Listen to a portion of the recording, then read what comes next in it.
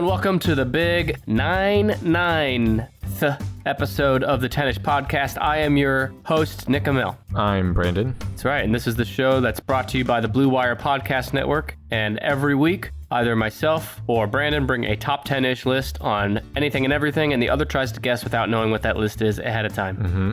The same thing this week. Brandon, can you believe we've made it to the 99th iteration, episode, occasion, incident of this show? It's shocking.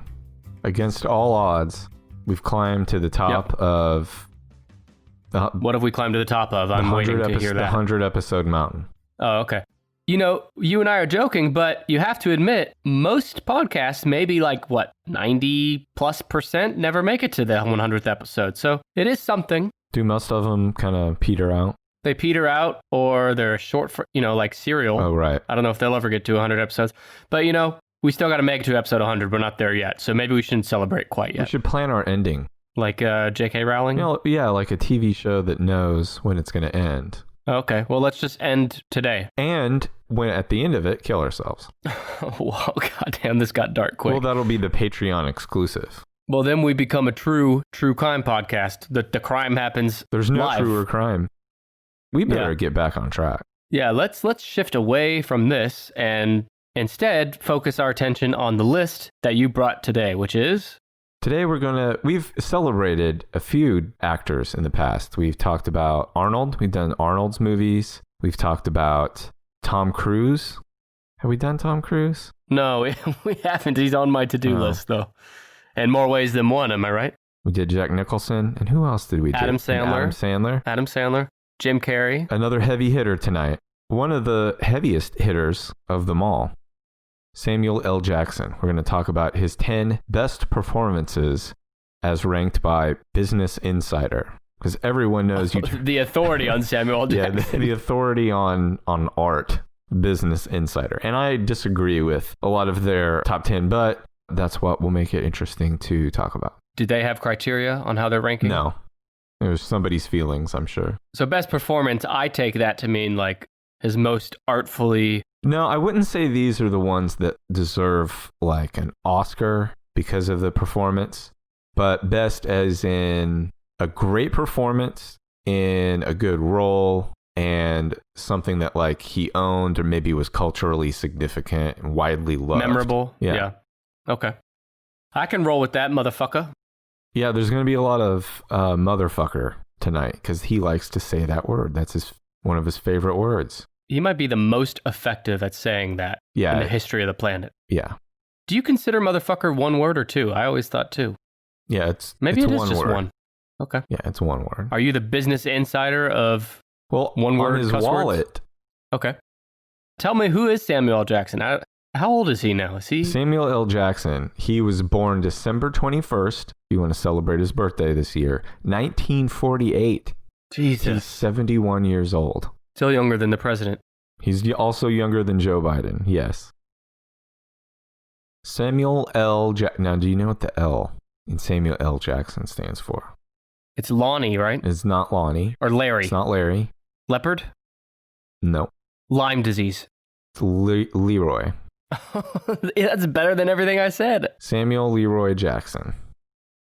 Now I know why he goes by the L. And he doesn't need an introduction because the films he has appeared in have grossed more than $27 billion worldwide. He's the highest grossing actor of all time when you include movies where his cameos are included. Damn. Well, that's an interesting way to put it, by the way, because when you first said Samuel L. Jackson, the thing that stood out to me immediately was there's not a lot of movies where he's the star or the leading role. Interesting that you should say that. There are very few on this list in which he has a leading role. And yeah, that's, I don't want to get, never mind, you have to cut this part out. I don't want to even get into being black in Hollywood and stuff. I don't have any room to talk about that. He talks about it a lot. He has appeared in more than 150 films, but today, holy shit, we're here to celebrate the man. The man himself, listener of the show. And I have more facts and even some quotes from Samuel L. Jackson to sprinkle in as we go on. I love some Samuel L. Jackson sprinkling. Here, I'll give you one. He holds the record for the most motherfuckers in film. No one has said motherfucker in film more than him. Mark Wahlberg came to mind. Doesn't he say motherfucker a lot? I can hear his Boston accent saying it. Yeah, but I don't think he gets as much work as Samuel L. Jackson. I think Samuel L. Jackson's probably pretty easy to work with, and I'm going to guess that Mark Wahlberg is probably still pretty Mark Wahlberg about it. Hot take. Well, 150 appearances, that has to be, if not a record, then pretty close. I don't know about that, but he's been in a lot of stuff. So, all right, start guessing. What do you think would be in his top 10 best performances? I'm going to rule some out, I think, and maybe I'll accidentally guess one in the process. I think Nick Fury has got to not be in it. You idiot. It is in it. That's stupid, though. I mean, does he even do anything as Nick Fury? Yes. He's like so generic as a character to me. No. Okay. You just goofed your way right into it already. Nick Fury is number 6 on their list. Knew it. Now, you can't tell me Nick Fury is his 6th best performance. Well, according to this list, it is. Maybe it's because of how much it is. I'm asking you. How do I feel it is? Yeah. I think he was really good in some of those movies, like in his small role. But no, it's not like... I think it gets bonus points because of how big those movies are. Yeah, anyway, I don't think who cares? He is, locking himself in a hotel room for 2 weeks with like just a journal and his thoughts on like, how do I become Nick Fury? I think he shows up, they slap an eye patch on him, put a leather jacket on him, and he's like, yeah, now I'm... Nick Fury is Samuel L. Jackson with an eye patch. Yeah, I mean, there's really... Yeah, that's my problem with it, but whatever. Who cares? Go ahead. Number 6. He gave his consent in 2002 to Marvel Comics, so they wanted to design their ultimate version of Nick Fury using Samuel L. Jackson's likeness, and he said that's fine. And then 6 years later, he made his first post-credits cameo as Nick Fury in Iron Man. Did you know he was the comic book version looked like him before the movie version did? I did not know that, but that's interesting. However, backing up a minute, you said that he said that's fine, that they do that. I think he also said that's fine because I'm going to be getting millions of dollars out of this. And I would also guess I don't think you get millions of dollars for them basing a comic design off of your likeness. There's not millions of dollars to throw around in comics. That's not what I mean. I mean that he had some sort of, at least, if not an outright, like in writing, then at least a strong hint that they're going to want to use him as Nick Fury in movies in the future. I'm going to say I don't think that's true. Okay. But we'll never know because I don't have that note here. His 2 biggest roles in the Marvel Cinematic Universe so far were in Captain America Winter Soldier. You didn't see that, did you? No. And Captain Marvel. And you didn't see that one either, did you? Nope. Well, I did homework. I watched Captain Marvel last night just to put another Samuel L. Jackson movie under my belt. He plays CGI younger version of Nick Fury because it takes place in the 90s. Okay. And it was okay.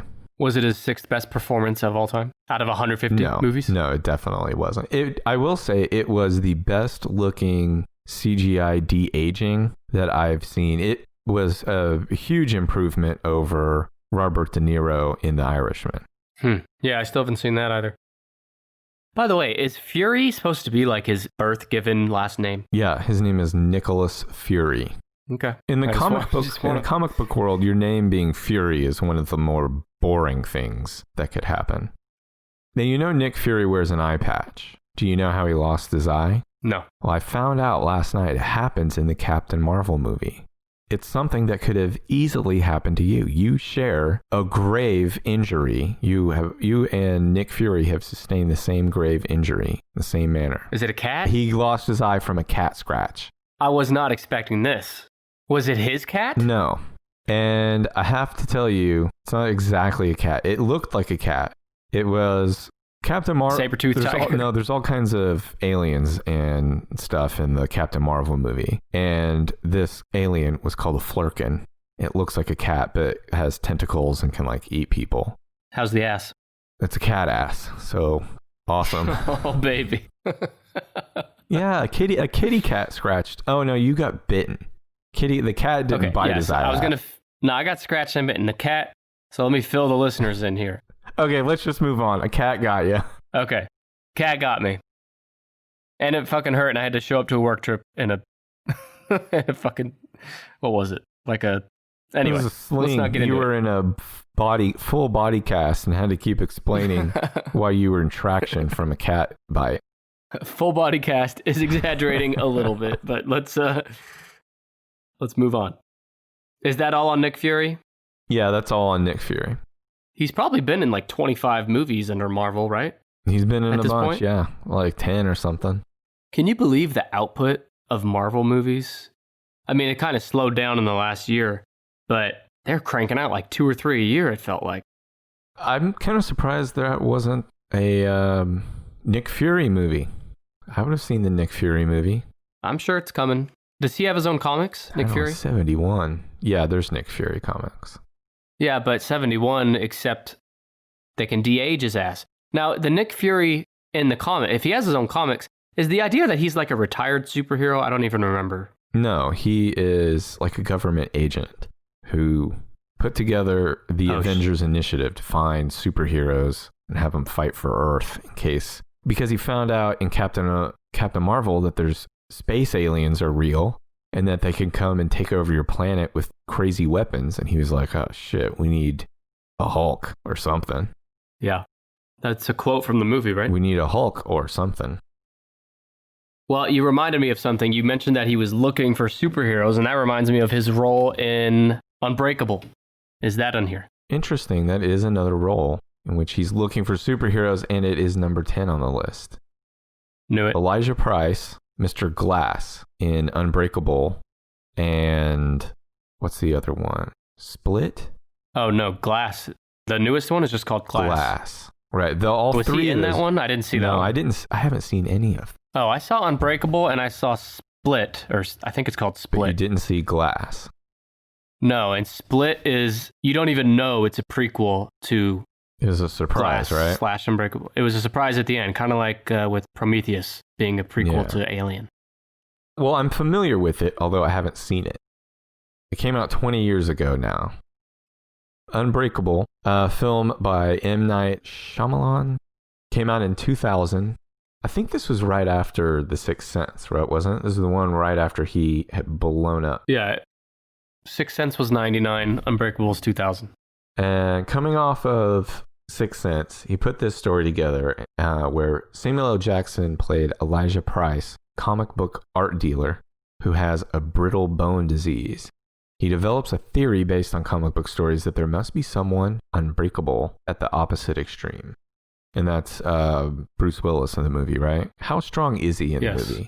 You know, it's been probably 20 years since I saw it, but I recall that Elijah Price discovers Bruce Willis's character because Bruce Willis survives a train crash right. of some sort, and I believe he's the only survivor. I did see that part. I have seen like parts of it, I guess, but I do remember that they have this train crash scene, and then he just gets up like it was no big deal. And I remember he was doing bench presses and kept putting more and more weight on it, but he just kept being able to lift the weight. Yeah, that's like me at the gym. Right. Yeah, he plays a comic book theorist, which I didn't know that was a job. It sounds like a fun one, who has type 1 osteogenesis imperfecta and was revealed to be the man behind the train crash accident. In this movie, Jackson requested that his walking stick be made of glass to make his character more menacing, and he wanted to use purple as his color. That was Jackson's idea because he just likes the color purple. Nothing wrong with purple. I'm a purple guy too. His wig in that movie was modeled after Frederick Douglass, who I've mentioned on here before has incredible hair. Yes. That role was written with Jackson in mind, which is a theme that will come up again and again tonight. A lot of people writing stuff out there. I mean, he's a fun person to write for, I would imagine. Yeah, but I feel like if you're writing a role for Samuel L. Jackson and his character can't just generously use the phrase "motherfucker," then it seems like a wasted role. Pretty much every one of them on here he does. I'm thinking, is there anyone that he doesn't say motherfucker in? Yeah, there's definitely one he doesn't say motherfucker in. Okay. Do you want to drop another fun fact on me before I guess another one? Or a quote? Yeah, let me give you a quote. These are just some out-of-context quotes from Sam Jackson. What kills me is that everybody thinks I like jazz. It made me laugh. That's it? Yeah, it made me laugh. I thought there was more coming. It made me laugh that everybody thinks I like jazz. It's like, he's a cool older black guy. He probably likes jazz. Yeah. Well, I would say also, like, I mean, he's 71 years old, so his tastes are probably a little more refined, and he's cool. And you would think being cool and smooth would go along with liking cool, smooth music like jazz. But, you know, he is cool. And if you look at him, well, like, I knew he was old, but if I didn't know that, no, he is. I would not think he looked 71. No. Would you? I would think like late 50s, maybe. I mean, I know that they put makeup on actors and stuff, but yeah, no, of course. Generally, no, he does not look 71 at all. I would have guessed. Yeah. I would have guessed 60. And, you know, that reminds me, I got to fire our makeup ladies, because when I hired them, I forgot that no one can see us when we're talking on the pod. Yeah, and I look older. Well, here's another fact I'll throw at you about Sam Jackson. Okay. This is going to blow your mind. In the 80s, he worked for 3 years as a stand-in for Bill Cosby on The Cosby Show. That is crazy. I guess he hadn't made it in the 80s, huh? He was working in the 80s. You know, he's a classically trained actor. He went to Morehouse College in Atlanta, originally to study marine biology. Oh, okay. Which is interesting. Just like George. Just like George. And he was later eaten by a shark in Deep Blue Sea. Yes. A shark ate me. A motherfucking shark ate me. Samuel L. Jackson, it'll get you drunk. So no, he was a classically trained actor. He was working in New York, and yeah, it was in New York in the 80s. He did work pretty regularly. But yeah, he was Cosby stand-in for 3 years. And speaking of working regularly and like what maybe definitely changed his life. In 1990, he had overdosed on heroin 3 times. Not that year, but by then he had overdosed on heroin 3 times. And then it switched to cocaine. In 1990, his wife sent him to rehab, and he has been sober since 1991. He's also been married to his wife, actress and producer LaTanya Richardson, since 1980. That's rare in Hollywood. Yep, and rare in Hollywood. And he has one daughter named Zoe. Okay, but Samuel Jackson wasn't a name or famous until the 90s, right? Right, so he's been sober since 1991. And without giving away some of the movies, it was right after that his career took off. Like, obviously, luck is part of it, but also deals with God and the devil. Yeah. Yeah. In some of his quotes that weren't as exciting to include, he talks about how once he was sober, he put all of that energy. He could be more creative and focused, and he did better work, and it led to better jobs, and it led to him, the films he's appeared in, grossing more than $27 billion worldwide. That's crazy. From tight muscles, tough workouts, signs of aging, Brandon, to simply making it through each busy day, everyone understands what it feels like to be tense and sore. So everyone can benefit from TheraOne's CBD products. Started by Dr. Jason Worsland, TheraBody exists to provide you with the best scientifically validated natural solutions to help soothe your body and relax your troubled mind. It started with the revolutionary TheraGun percussive therapy device when Dr. Jason saw the benefits of using CBD in his treatments. He created TheraOne to bring you CBD products done right.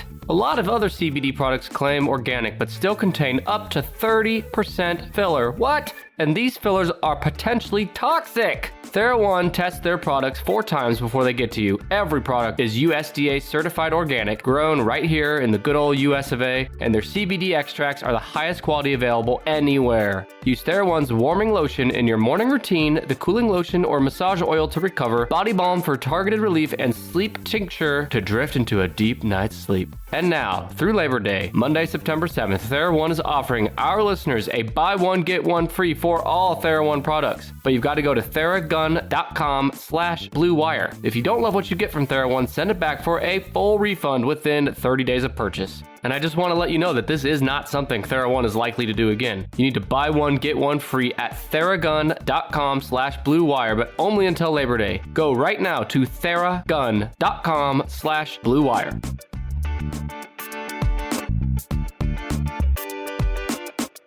So yeah, probably time for another guess. Well, I would not have put this in the top 10, except that Nick Fury's in here. So I'll guess the guy he plays in Jurassic Park. No, the guy he played in Jurassic Park, what was that guy's name? Arnold. Yeah, I cannot remember. John Arnold. He plays the IT guy in Jurassic Park. It's not in the top 10, but that's where I think he says it twice in the film. He chain smokes and says, "Hold on to your butts."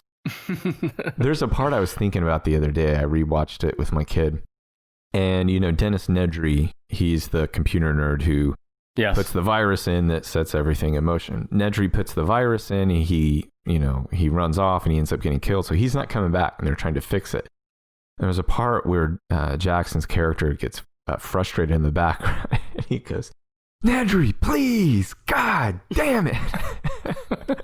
And sometimes when I'm trying to fix something on a computer or like just something's just not working, I think about that quote and him it's one of the more real, like more relatable performances. Just, God damn it.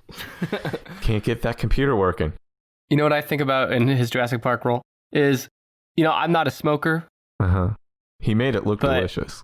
He made it look, that's exactly what I was going to say. It's like he couldn't take that cigarette out of his mouth. He had to talk with it bobbing up and down because it tastes so good. Yes, that was my next point. You're reading my fucking mind, Brandon. Yeah. It's always hanging out the corner of his lip. Yeah.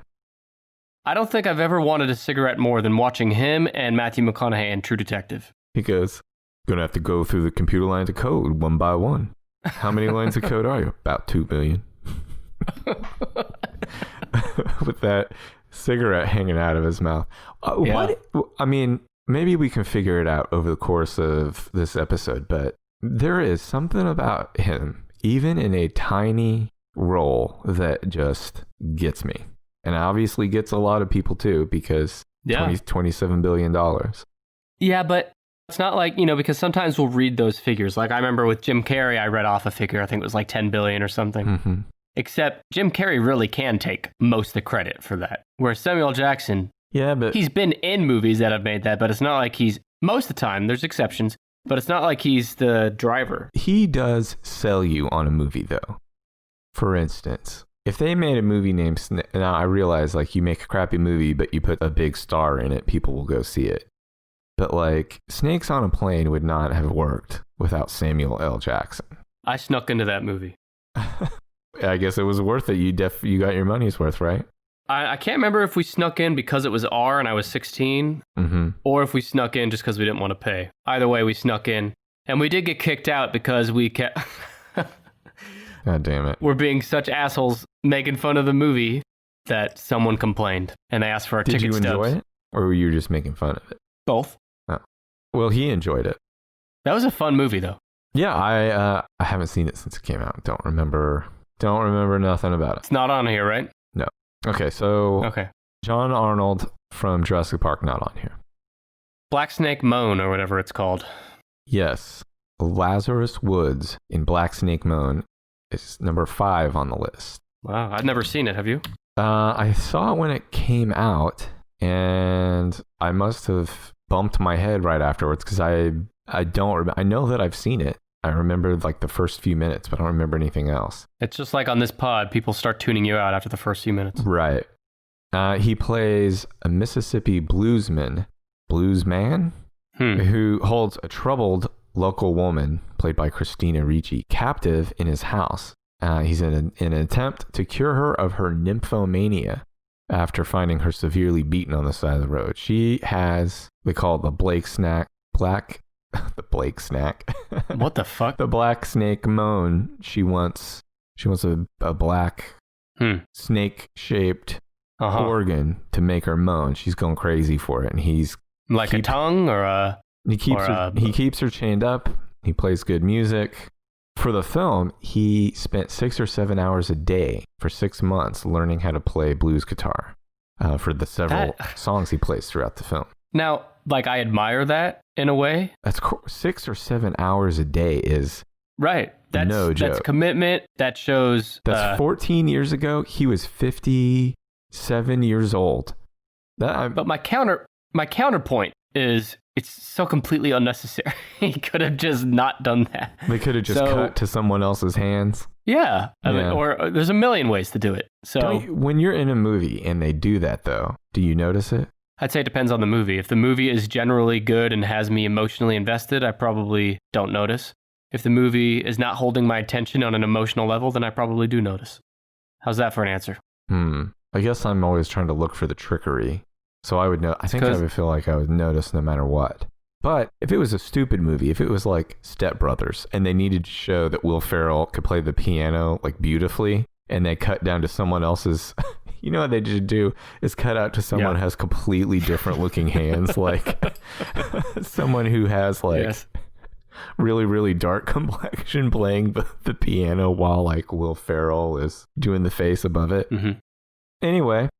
Black Snake Moan does have the gif. Like, I haven't seen the movie, but I know the gif is from that movie of Samuel Jackson, like, giving a death stare. And he looks disheveled. Yeah. His eyes are, like, popping out of his head. Yes. He sings on the soundtrack for that movie, and I listened to it today. And? He's not going to be singing on any more soundtracks anytime soon. Oh, wow. He can do a lot. But well, Samuel Jackson was listening to us until you said that, and I think he just threw his phone across the room. I don't think he gives a rat's ass what I think. It makes two of us. So yeah, that's all I got on old Black Snake Moan. Okay. Here, let me give you some more facts. He grew up in Chattanooga, Tennessee. Love Chattanooga. He had a stutter as a child, and he still struggles with a stutter now. His favorite word, motherfucker, even helps him at times with his stutter. Maybe that's why he says it so much. Yeah. So next time someone gets upset of his coarse language, it's because he has a disability. So lay off. Do you think I can use that excuse when someone asks me why I cuss so much? He was an usher. I'll just say I have a disability, and if they ask what disability, then I'll say, well, that's rude, motherfucker. Did you know he was an usher at Martin Luther King Jr.'s funeral in 1968? No, how did he get that gig? I don't know. He was in Atlanta at the time. So he was there where the funeral was held, and he was involved in some civil rights activities. The things you've told me already, and we're only 3 movies in, plus his life. Fantastical. What a fucking life this guy's led. Why don't you guess another one of these amazing movies? The character I don't remember the name, but the character he played in The Hateful Eight. Major Marquise Warren is the name of the bounty hunter he played, The Hateful Eight, which came out in 2015. It's number 4 on the list. Knew it. What's his name? Marquise Warren. Okay, have you seen this one? You have seen The Hateful Eight? Yeah, I have. I'm asking if you have. Oh, yes. I loved it. It has some of my favorite Samuel L. Jackson dialogue is in this movie. This was his first top billing in a Tarantino movie. He's made, so I was mentioning or hinting at earlier, he's made a lot of movies with Quentin Tarantino. He's made several movies with Bruce Willis. He's made all those Marvel movies. This was his first Tarantino movie in which he had the top billing. Well, I gotta think it's on the short list of top billing in general for him. Yeah, looking at this list, there's not a lot that he was the star of, which I guess I mean, he was in Shaft, and he was Shaft in Shaft. Shaft! Yep. He was whatever his name was on Snakes on a Plane. That was all him. Was he one of the top listed in Kong Skull Island? Don't know. Didn't you have King Kong fever when that came out pretty bad? I didn't see that. I thought for sure that was around the time you'd gotten eaten up pretty bad with King Kong fever. I don't know what the fuck you're talking about. That movie King Kong came out. Fever. You had King Kong fever at one point. You were just, everything was King Kong this, King Kong that. I've been watching King Kong movies. There's a new King Kong movie coming out. Oh, I did forget. That was right before my Barney the Dinosaur phase. Yeah. All right, you need to guess another movie because that's the last I have on Hateful Eight, unless you have something on it. Okay, I was just going to mention I saw Hateful Eight in theaters. Haven't seen it since, but it's been on my list of movies that I think, I should watch that again. So, okay, so how about Deep Blue Sea? No, Deep Blue Sea is not on this, not in the top 10. But he got eaten by a shark. That wasn't enough to win him an Oscar? Didn't that happen pretty early in the movie, too? Haven't seen it. No. It's been a long time since I saw it, but speaking of Deep Blue Sea, here's another quote from Sam Jackson. I heard that you can do whatever you want in international waters. That's why I filled my jacuzzi with international water. That is fucking smart. Why has no one thought of that before? Yeah. They did. Sam Jackson. Is that from a movie? No, I don't think so. It's just the way it rolls off of his back. All right, how about Shaft? Shaft is not in the top 10 either. Okay. I don't think I've heard anyone ever talk about this movie, but I did see it. Came out probably 2008-ish, and that's Lakeview Terrace. No, I've seen Lakeview Terrace, but it's not on here. Oh, you have? Okay. Yeah, it's not on here. All right. I've seen some Sam Jackson movies, but I definitely don't consider myself an expert, and I'm running out of guesses here. Trying to save my big one for the end.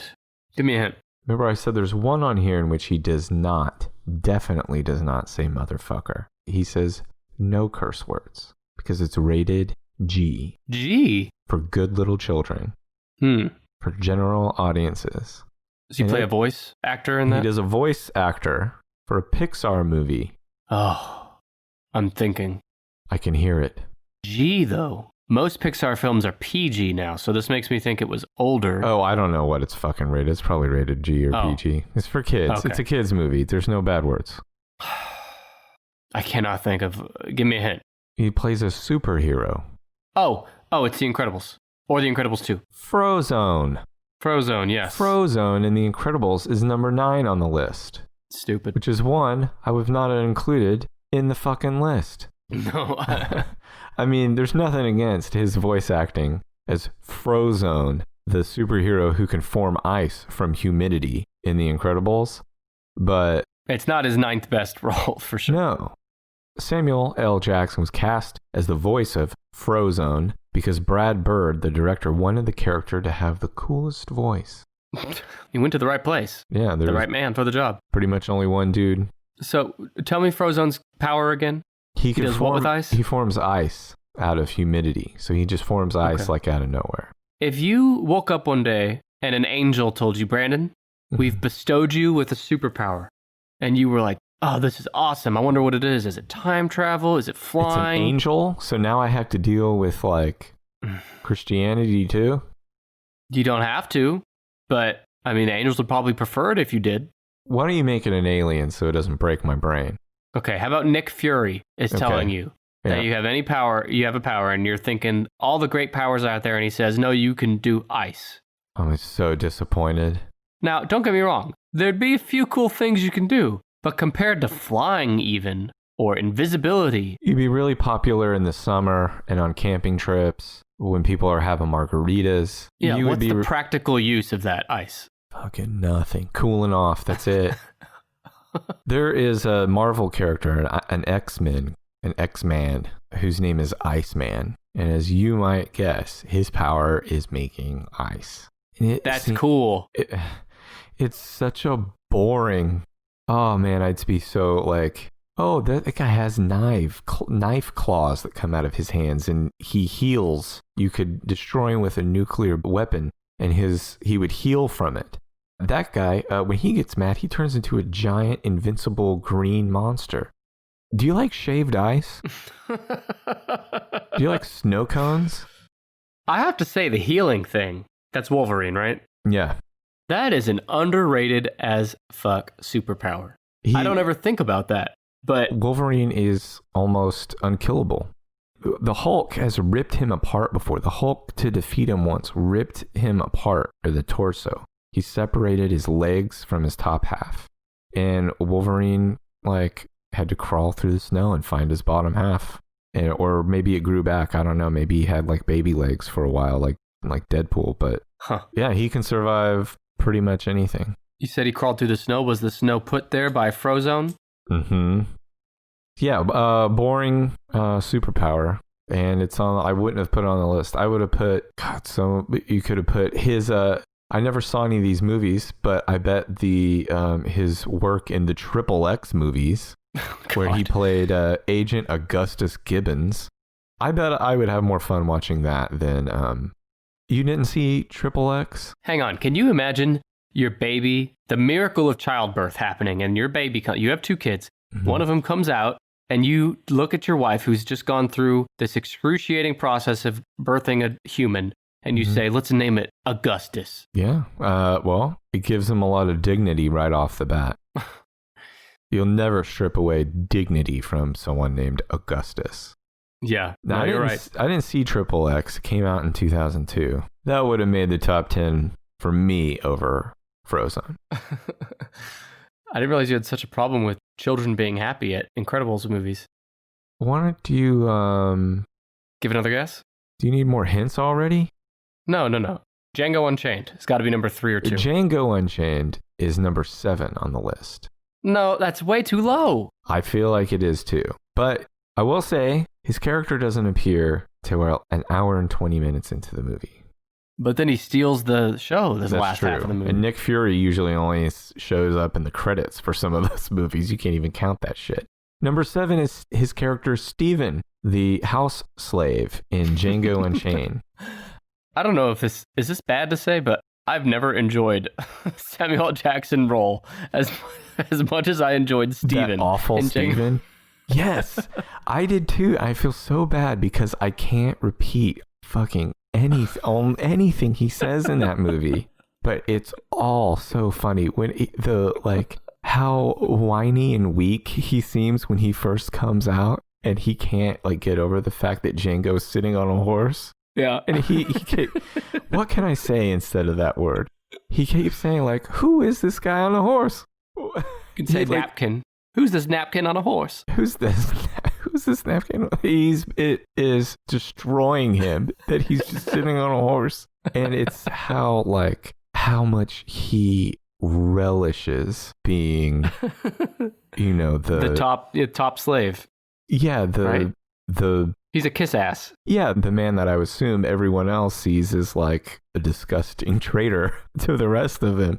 He is fucking loving it the whole time. That's another role. And he's a little tattletale as well. Oh, yeah. I love him in that. Yeah, that was my second note on here. My second bullet point was blown away when he sees Django on a horse. So I'm not the same. You and I and everyone else are not the only ones who have a difficult time with the number of racial slurs in the movie. During the filming of one of the dinner scenes, Leonardo DiCaprio had to stop the scene because he was having a difficult time using the word napkin so many times over and over. And Samuel L. Jackson pulled him aside and told him, "Motherfucker, this is just another Tuesday for us."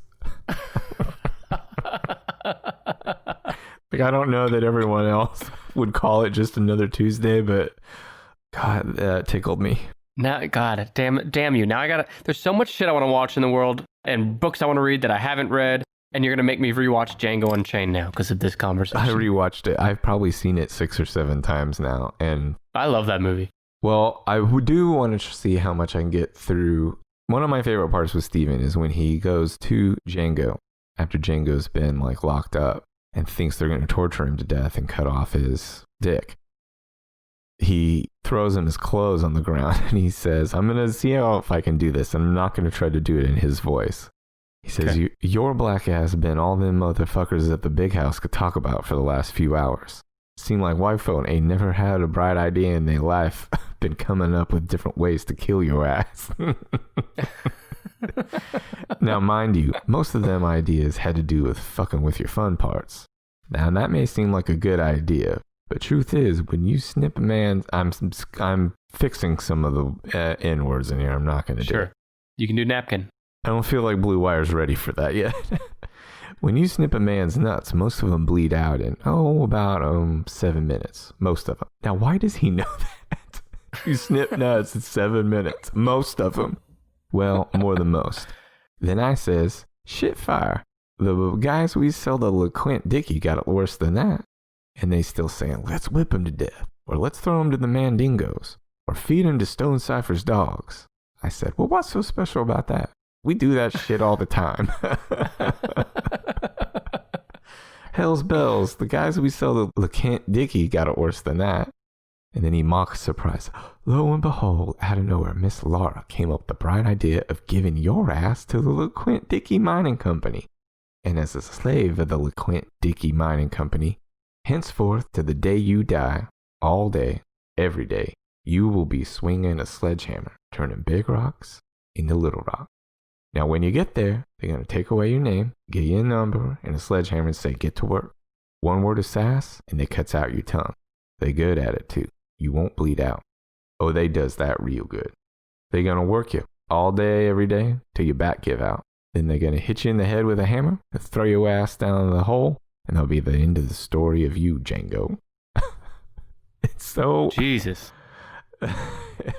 And he loves it. He loves that this is happening to Django. I had to clean up his language a little bit, but... the bad English you were using there, I know that's how he says it.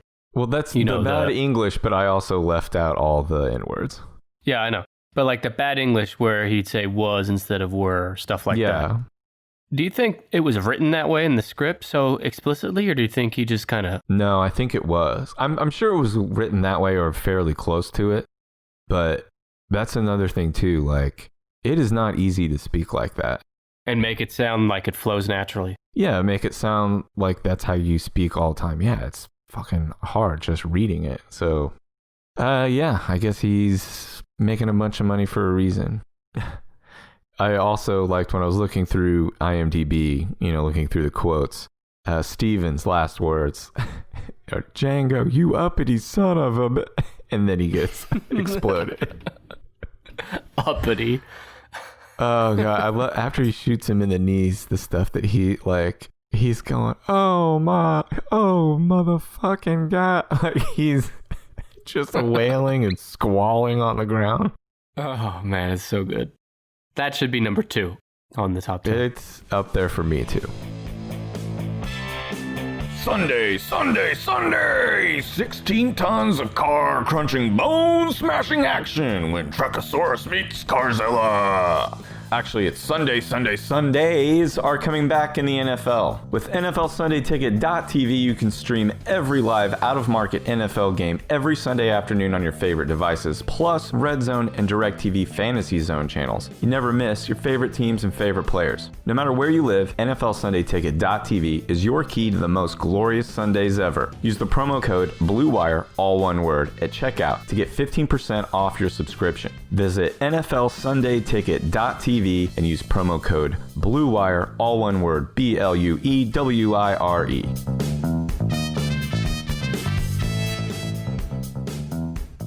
Okay, well, I only have one guess off the top of my head left. You'd save it. And I think it's number 1. We both know what it is. Save it. So the other 3, one of these I think you can get. It is what I understand to be his first film appearance with Bruce Willis. And he starred in this movie. He co-starred in this movie, like pretty much side by side with him for the entire movie. It was I don't know if I've seen it. 3rd in a trilogy. Die Hard something? Die Hard with a Vengeance. It's the 3rd Die Hard movie. He played Zeus Carver in 1995's Die Hard with a Vengeance. Now, I have seen all of the Die Hard movies. I've seen the first one a whole bunch of times. The second one a few times. Third one I've seen like twice. And the more recent ones I've seen once. They sucked. What number is this? Number 8. And the reason why I do think this belongs on here, even though Die Hard with a Vengeance was not a very good movie, he was the most fun part about that movie. He has said that of all the characters he has played, that Zeus Carver in Die Hard with a Vengeance is the close to his actual personality of any character he's played. Is it remarkably different than, traditional Sam Jackson roles? I don't know. He just seems he just seems like a lot of his other characters seem more like, they're more like brute force, right? Like if he can't figure out a problem, they're going to beat the hell out of you or shoot you. And Zeus Carver, I think, could figure out a problem where he didn't have to like fight his way out of it. Okay. Anyway, you've not seen it, right? Nope. Have you seen the first Die Hard movie? No. My God. Do you understand what a film is? No. In Die Hard with a Vengeance, Bruce Willis's character is targeted by a terrorist. He puts in bombs. Like the movie opens up and a department store gets bombed, and the police get a call from a guy named calls himself Simon, and he's gonna detonate another bomb unless police officer John McClane is dropped off in Harlem wearing a sandwich board on it that says "I hate N-words" printed on it. So right, he's a terrorist. He's trying to get revenge. It comes out at the end. He's the brother of the terrorist that John McClane defeated in the first Die Hard movie. He's playing this psychological game with him, right? So he makes him wear a sandwich board in Harlem with pretty provocative message on it, and some might say yes. It attracts a lot of attention, including that from Zeus Carver, an electrician who owns a nearby shop. McClane tells Carver he's a police officer on a case, but he's soon attacked by a group of men. I can't imagine why. And then they escape together in a taxi. They get to the police headquarters. They learn that a large quantity of liquid explosives were recently stolen. Liquid explosives? Yeah. Simon calls again, and he demands John McClane and now Zeus Carver follow his continuing instruction. And it's a series of riddles for the rest of the movie. I'm surprised that the police officer, John McClane, would agree to go do that with the sandwich board anyway. I mean, did they really think the terrorists would just stop after that? Yeah, I don't know. I can't remember why he went for it. It might have been one of those things where he went thinking, I'll do it because he'll probably be watching from somewhere and I can catch him. But instead, just a bunch of guys came up and wanted to beat the shit out of him.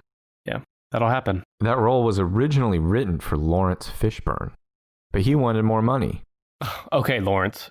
Well, get this shit. Laurence Fishburne was also offered the role of Jules in Pulp Fiction, but his people talked him out of it. Oh my God. Well, I'm glad that happened. Laurence Fishburne probably curses the skies every day he wakes up since then. But for me, I'm very happy because Samuel L. Jackson stole the show in Pulp Fiction with Jules. Right. Which is number 1 on this list. Yes. Jackson says that people get him and Laurence Fishburne confused all the time. Why? I guess because I guess they're both black men, but that's kind of where it ends for me. You can't even make that the horrible stereotypical comment that they look alike. They don't. They don't look alike, no. At all. Yeah, he says that people get them confused all the time. He has this this one long quote about a guy on a plane asking him, "Are you sure you're not Laurence Fishburne?" And he was like, "No," and I definitely wasn't in Pulp Fiction either. Oh, so that guy in the airplane didn't even recognize that it was Samuel L. Jackson? No. Oh my God. I feel like from the time I was 13 or 14 years old, I could recognize him anywhere. His voice, his face, Yeah, imagine seeing Samuel L. Jackson and thinking he's the less famous Laurence Fishburne. Are you sure you're not Laurence Fishburne? I bet you wish you were. Oh, right. I bet Laurence Fishburne wishes he had Samuel L. Jackson's bank account now. Yeah. Bruce Willis suggested Samuel Jackson for that role and Samuel Jackson had seen the first Die Hard 30 times. He was very excited to accept it. That's 30 more times than I've seen it. Well, you got homework to do. Now the top 3 on here are left. You already know what number 1 is. We're going to save it. Number 3 on the list is a Spike Lee movie, or as he calls them, a Spike Lee joint. I'm going to guess that you don't know it. Well, I may have heard of it, but probably not seen it. Do you think you have enough to guess? Give me the year. 1989. No, I don't fucking know it. He played DJ Mr. Senor Love Daddy in Do the Right Thing. His name is Love Daddy? DJ Mr. Senor Love. He's a DJ, so he had a radio DJ name. Mr. Senor Love Daddy. Like I said, I haven't seen it. It's a story that explores a Brooklyn neighborhood's simmering racial tension, which culminates in violence on a hot summer day. I mean, I've heard good things. I know it's a good movie, but I haven't seen it. And I got nothing on it because for his part is not that big in it, but I guess it was very memorable. What number is it? That was number 3 on the list. Yeah, and I mean, there's just nothing else to say about it. I mean, it's a good movie.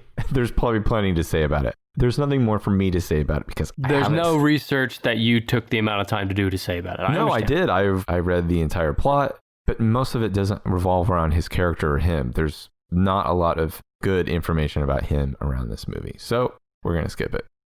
Number 2 on the list is a movie directed by Quentin Tarantino, but not written by him. I didn't even know that had happened. It has. I'm going to guess you haven't seen this movie. It also stars Pam Grier, Bridget Fonda, Michael Keaton, Robert De Niro. It's coming up with nothing, aren't you? He played Ordell Robbie in Jackie Brown. You haven't seen Jackie Brown? No. He plays a gun runner in Los Angeles. I think this might be where he started. Maybe he did before. I don't think so. But it might be where he started wearing Kangol hats. You know, it's like his favorite brand of hat. Jackson has said that Jackie Brown is his favorite Quentin Tarantino film. Really? Now, I don't know when he said that. He might have said that before, like Hateful Eight came out. I don't know. But I also don't know that he would say Hateful Eight was his favorite Tarantino film. I don't know anything about this movie. I'm looking it up. It's based on a novel called, I think, Rum Punch. Yeah, it wasn't written by him, but I think they adapted it and then he directed it. And it came out a few years after Pulp Fiction. It's good. It's really good. Okay. Like if you like Pulp Fiction, you will likely like Jackie Brown. I think I'd rather watch Django Unchained again. His character in that is nearly as cool as his character in the number 1 movie on this list. Why don't you tell everyone what it is? What is his Samuel L. Jackson's best performance? So Frozone from Incredibles 1 was number 9. I'm going to guess Frozone from Incredibles 2 is number 1. It was Jules Winfield from 1994's Pulp Fiction. I will agree with that being number 1. He played Vincent Vega's partner in crime, who worked for Marcellus Wallace. Tarantino wrote that part of Jules with Jackson in mind. I guess they made him offer it to Laurence Fishburne first. You know, Jules was originally supposed to have a big afro. What did he have? I guess he had He had a jerry curl. Yeah. He had a jerry curl. Tarantino sent a production assistant to go get a wig. He said, go get an afro. And this young white production assistant came back with a jerry curl wig. And Tarantino was pissed. He was like, this fucking afro. And Samuel L. Jackson was like, no. This is South Central LA. This is a guy who grew up in Los Angeles. This is the type of gangster shit haircut he would have picked. Not shitty haircut, but this kind of gangster stuff. When Ice Cube was young, he had a jerry curl. So yeah, he wore it. Hey, it looks good. You know, I've seen a lot of movies, not Die Hard, but I have seen a lot of movies in my life. And the scene with Jules and John Travolta, what is his name? Vinny? What? Vincent Vega. Vincent interrogating the guys in their apartment while he's eating the burger. Mm-hmm. That is a top 10 ever scene for me. If you had to say one movie scene is representative of movies in the 90s, you would probably pick that scene. And it's a great scene because you can watch it out of context. If you watched it by itself without knowing anything else, you could still watch it and enjoy it. These 2 badass guys are going to come in here and they're definitely wearing the pants in this conversation. And it's perfect. It works as his own little thing. And I love how conversational he is, knowing he's going to fucking fuck these guys up in a minute. Can I have a drink of your tasty beverage to wash down this burger? It might also be the last time I enjoyed John Travolta in anything. That's a good point. It might be the only thing that I really think, oh man, John Travolta is awesome in that. Is he awesome in anything else? Grease. No, I don't like Grease. See him in those pants though. You know, Ezekiel 25:17, the verse that he says in the scene you just mentioned, he said that he still has to say that about 3 times a week. People don't think that he still knows it or still remembers it. Oh, he recites it from memory? Yeah, I gotta believe that he probably said that a few years ago. I doubt at 71 years old, he's still sanctioning that kind of buffoonery. Nice callback, Brandon, to our Jim Carrey episode. Yeah. So he has to say, he's still saying it 3 times a week. Some jackass is still coming up to him and going, hey, do you remember when you were in Pulp Fiction? Do you remember when you said that really cool Bible verse and then you shot those dudes? And he's like, I didn't have a real fucking gun, right? Like, hey, dude, could you still say that? That's my favorite thing you ever said. I sincerely doubt he's still entertaining that kind of stuff. You know how people will sometimes say certain celebrities are jerks? Mm-hmm. What you just said reminds me of this, that It's because if I was a celebrity, I'd probably be a jerk too, because you're constantly harassed by dumbass fans like that. Yeah. And if you don't give in to what they want, they call you an asshole. Yeah. If you don't perform like a little monkey, for them, they'll go tell everybody that you're an asshole. I mean, I think how many times I don't want to like talk to anybody when I go, to the store to pick up like a couple things. Couple hot dogs. They're asking me like, "You having a good day, sir?" I'm like, "I'm not in the fucking mood." Like, yeah, I'm great. Imagine being like somebody that people have seen on TV for 30 or 40 years and they like love you. Yep. Everywhere you go, somebody needs a little piece of you in order to feel good. Like, oh my God, that sounds terrible. Probably why Samuel L. Jackson spends so much time golfing and not going to Target. Yeah, I don't think Target's a hotspot for celebrities of that caliber. But you know how you said he didn't want to dance like a monkey for peanuts? Mm-hmm. Is that the same reason you won't sing Santa Baby? Because people are starting to chatter online that you're an asshole. Well, keep that chatter up. You're right. I am. Okay. Well, I did it. I guessed all 10 of the top 10 best performances of Samuel L. Jackson. Not one wrong guess. I knew I was a movie buff. I didn't realize how much of a Samuel L. Jackson movie buff I am. Apparently, I'm like his number one fan. The Sphere wasn't on there. The Negotiator. None of his Star Wars. Mace Windu, the Jedi. Star Wars. I didn't even think of that. Yeah, he was a Jedi. There's a great quote from him. Someone asked him to describe his character, Mace Windu, in episode 1, The Phantom Menace, and he says his answer was, he's black.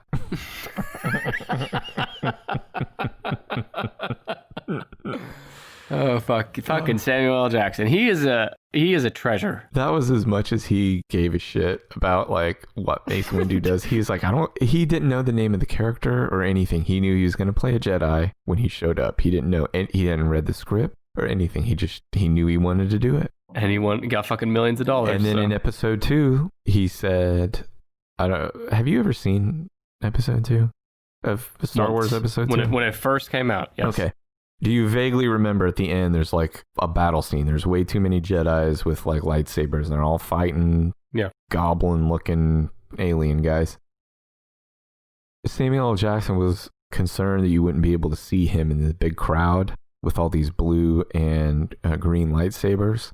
He asked George Lucas if he could have a purple one. And George Lucas said, well, lightsabers are either green or blue or red. And he said like, yeah, but I want a purple one. So he got a purple one. That's purple coming back again. What was the other movie he wanted? Oh, Mr. Glass was purple, right? Yeah. And purple is his favorite color. If you look up Samuel L. Jackson and then just click images, there are multiple pictures of him with purple on, or his like favorite kind of hat, these Kangol hats. That is a hat I cannot pull off. Another role that he has that we didn't talk about is he has a minor role in The Other Guys, the one with Will Ferrell and Mark. That's a really good one too. I just sent you an image and it reminded me of what actually is the thing that made me laugh the hardest in Django Unchained with his character Steven. It's when Calvin Candy gets shot at the end, his slave master. And the very first thing they show after that is Steven's face. And he looks like a baby crying. He literally goes like, wah!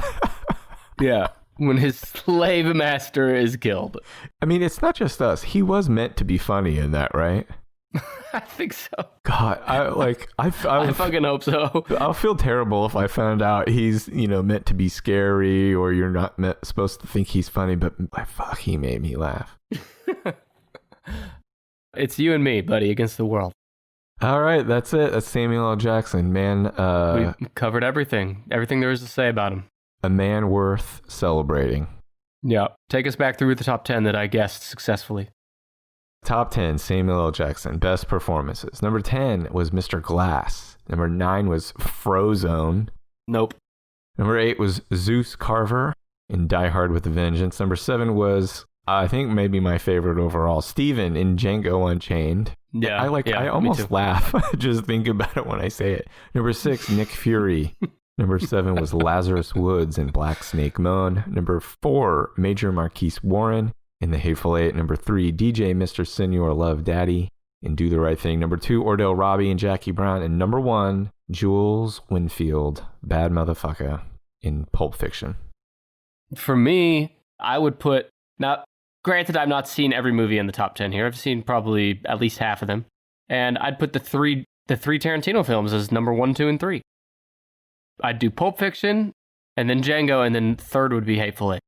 Now you need to see Jackie Brown, so you can toss that up there too. Yeah. I'm sure you'll get right on that. Hey, also, he had a performance in Goodfellas, if you want another reason to not watch that shit.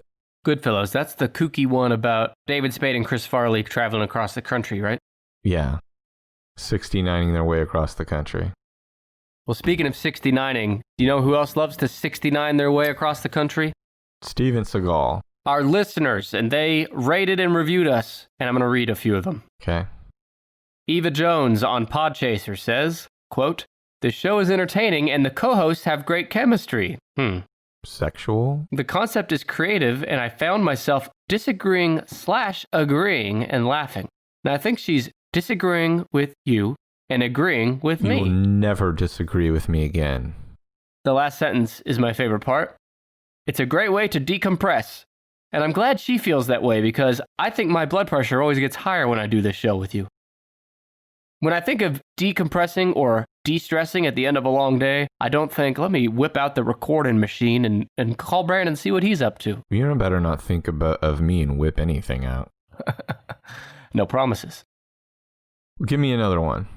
Okay, thank you, Eva Jones. This one comes from the Cinema Craptaculous podcast on Apple Podcasts. They say, quote, "This is a great discussion of the top 10 anything. Their interaction is great as they try to figure out the top 10 of any given subject. Really enjoy the casual conversation that is both funny and informative. Plus, it's fun to play along." It is fun to play along. That's the whole idea. Do you think we're funny and informative? Usually only one at a time. Yeah.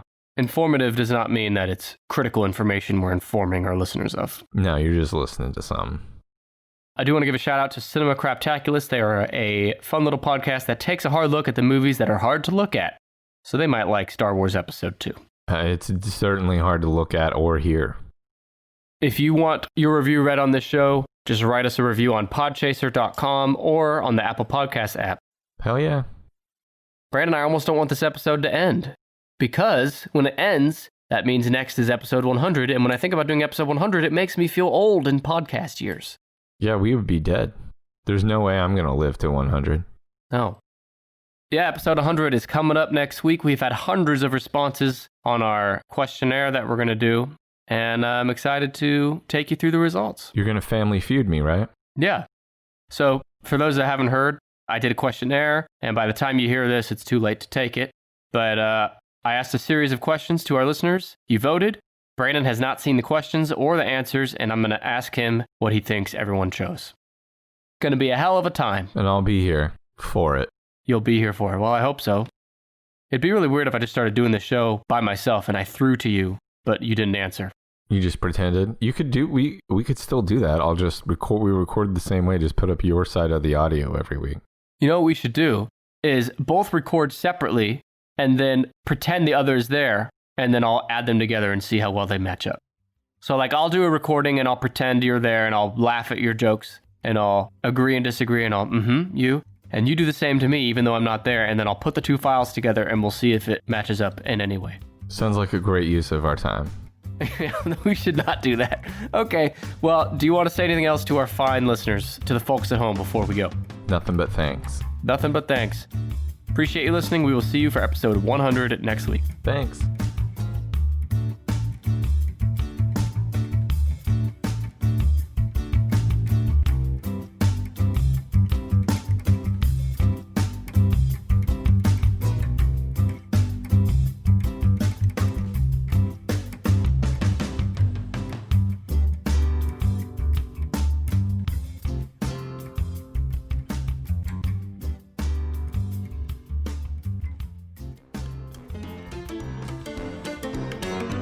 So here on the show, for at least 25 weeks, I've been telling you that you need to go win some money at betonline.ag. And if you haven't done it yet, I can't help you. Now is the perfect time because sports are coming back, and so are your chances to bet on your favorite teams and events. That includes Major League Baseball, which is now back in action, and there's no better place to start wagering than with our exclusive partners, BetOnline. Check out all the odds, futures, and props to bet on, all available 24/7. And with the return of sports, BetOnline sat down with former pro players Eddie George, Harold Reynolds, and 7-time NBA champ Robert Horry. See what they had to say on what it'll be like playing without fans in a series they're calling Fandemic. You can visit betonline.ag for all your odds and up-to-date sports news. Remember to use promo code BLUEWIRE to receive your new welcome bonus. That's promo code BLUEWIRE.